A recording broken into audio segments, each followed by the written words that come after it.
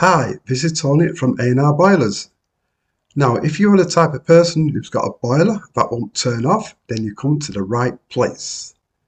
So you might find yourself in a situation where the only way you can turn the boiler off is by turning it off at the spur switch. So if this is the case, then I'll explain to you why this would be. So the reasons what it could be is possibly you might have a problem with your heating controls, one of them could be down, or you might have a programming issue. The programmer could also be faulty.